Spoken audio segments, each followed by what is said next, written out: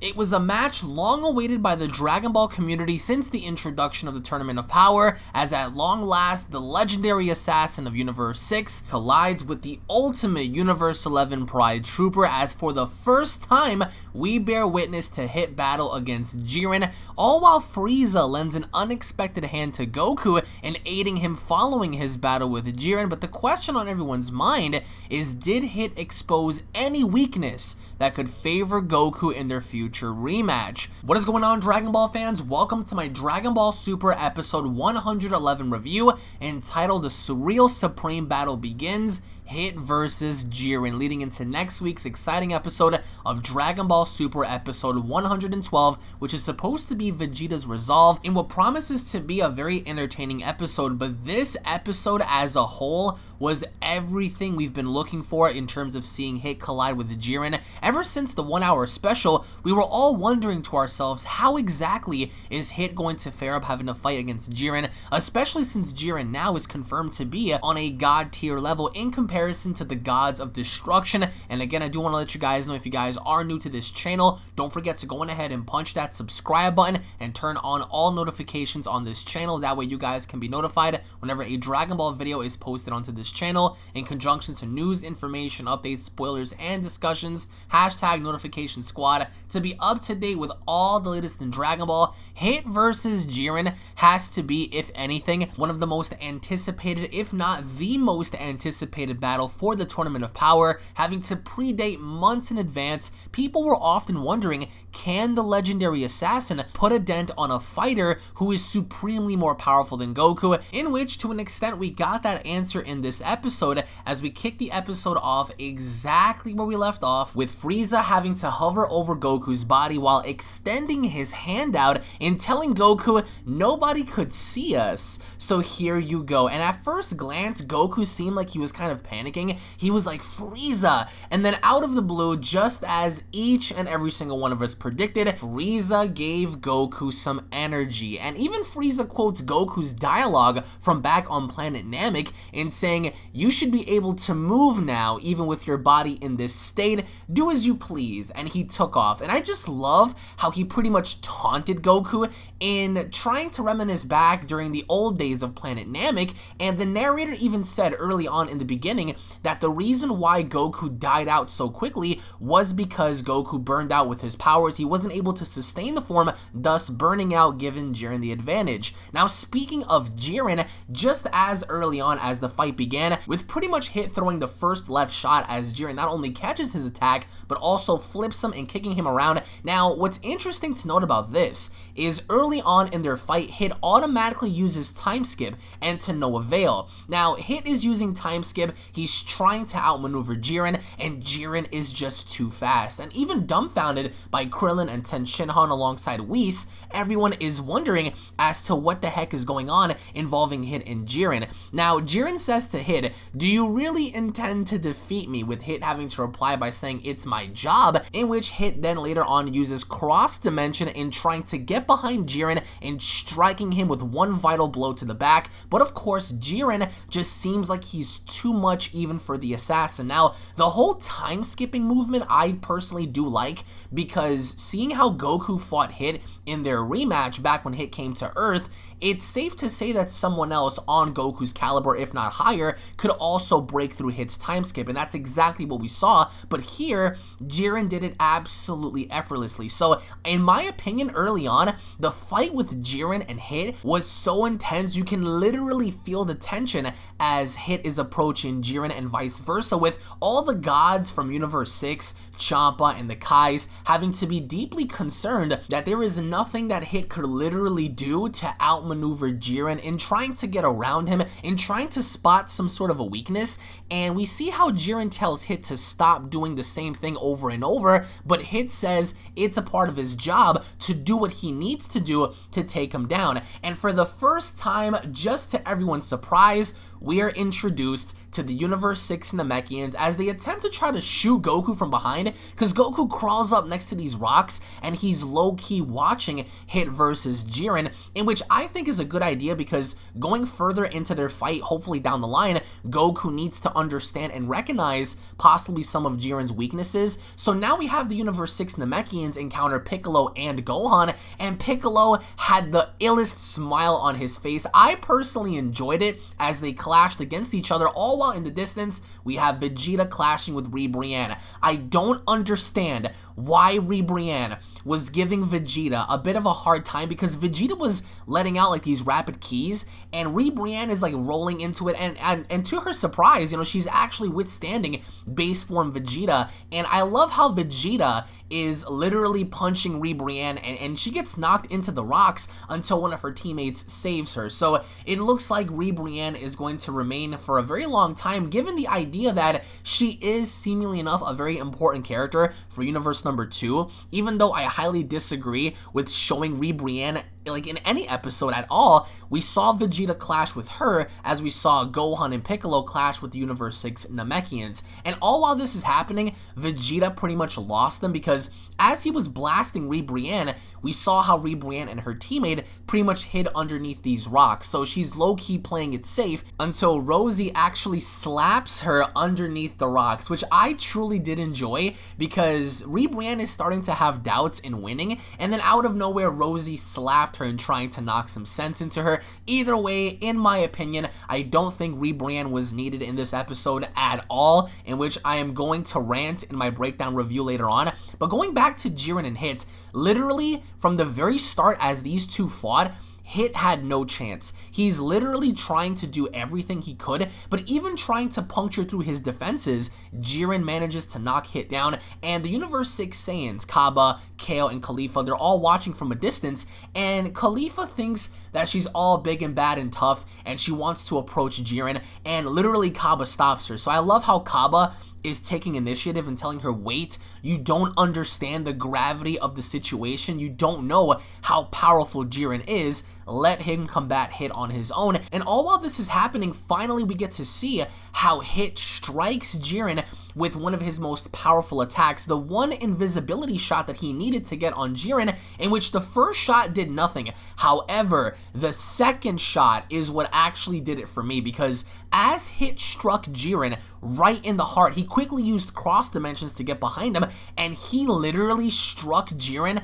so hard, Jiren went flying through a bunch of rocks, something to where I even thought wasn't going to happen as he neared the edge of the ring. So Hit managed to hit, you know, no pun intended, Jiren so hard in the heart that he flew to the edge of the ring. However, it did nothing, as everyone often said, Jiren's going to die, Jiren this and Jiren that. Nothing actually happened to where it actually affected Jiren, because as soon as we saw that giant hole in his chest, Jiren was looking down, and seemingly enough, there wasn't a hole there anymore. So we see how Goku slowly creeps up and he's watching Jiren, and there's like this purple aura all around Jiren's body, and Jiren seemingly enough can't move. And we see how Hit sticks his hand out, and he's seemingly enough having control of Jiren's body, and even Vermouth is saying something's terribly wrong here. So everyone is dumbfounded that Hit's attack actually paralyzed Jiren to the point where he has time manipulation over him.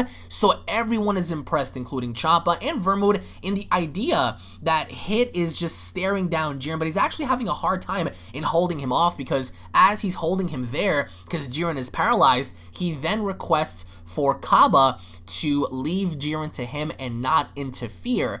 And because Kaba's there with Khalifa and Kale, and they all seemingly enough want to get involved, and he tells them, do not get involved. So he tells Kaba, Kale, and Khalifa to leave, because this is about to get very, very brutal. So all while this is happening, keep in mind, there is no cause for concern on Jiren's face. He looks very calm, he looks very cool and collected. However, even the gods are talking among themselves and saying something's wrong, because Jiren looks a bit too calm in being paralyzed right next to the edge of the ring. So, you know, as cause for concern, Vados is beginning to talk to Champa about this, and I personally feel that this is the first time we've seen this, mind you. The first shot that Hit has ever delivered to somebody, to the heart, he's actually able to manipulate the time around them and manipulate their body and paralyzing them in that very spot without moving. So we see how Kaba engages afterwards with Khalifa and Kale as Hit begins to charge his attack. And I will say there's something about Jiren's eyes because they kind of flared up, and then out of nowhere, Jiren started getting bigger and bigger and bigger. Like his body mass was like getting a bit bigger, and he's beginning to walk towards Hit. He is struggling. I will give Hit that. He is struggling on moving towards him, but Hit is also having a hard time in holding them there. Now, I personally like the idea of paralyzing your opponent, but that just goes to show also how broken Jiren is as a character. Even though I think that Jiren is a prominent alpha male in this tournament, he's able to not only withstand a Spirit Bomb, Super Saiyan Blue Kaioken times 20, Ultra Instinct Goku, but also even breaking right through the paralyzation that Hit is giving to him. So Hit finally charges up, he jumps right in front of Jiren's face, and then out of nowhere, as he's about to blast him, Jiren has like this barrier, like this energy barrier, and it's pushing Hit back. It's actually pushing back Hit's attack. Even though right now Jiren is momentarily paralyzed, we see how he slowly takes his hand, he turns it up, and he puts it on Hit's blast, and he crushes Hit's blast. Now, what's important to note about this is the fact that this is like the same attack that Hit was planning to use to knock him out, and Jiren is so strong through concentration that he took his own hand, he placed it on top of Hit's little energy ball, and he crushed it into pieces. And he was struggling to break through Hit's time lock, and Hit, you know, he puts all of his power into one attack. He's literally focusing all of his energy on that one blast in hopes that he could actually do something, and Jiren breaks right through. So then we see how Hit is on the attack, because literally at this point, Hit has tried everything and he's failing. And that's when Jiren begins to use his eyes, similar to Super Saiyan 4 Gogeta when he beat up Omega. Hit begins to get attacked by, you know, Jiren's eyes, because all of a sudden, you know, Hit is getting struck left and right all throughout his body just because of, you know, one of Jiren's flares from his eyeballs. And Hit gets knocked back so far that he even pushes right through Kaba and Khalifa. So everyone is wondering what the heck is going on. So Hit at this point, I mean, even though we're nearing the finale, Hit at this point is so injured that by the very end, we see how Jiren sticks his hand out. He shoots Hit right in the chest, the same blast that he used against Kale, the same exact animation and everything. He shoots Hit right in the chest. Hit goes flying up in the sky, and that is when he unleashes this blast and the explosion happens. And then, just to everyone's surprise, to everyone's fear, we finally see how Jiren is able to knock Hit off of the stage, and Champa panics. So what I didn't like about this is how Hit only had one episode to himself, but Champa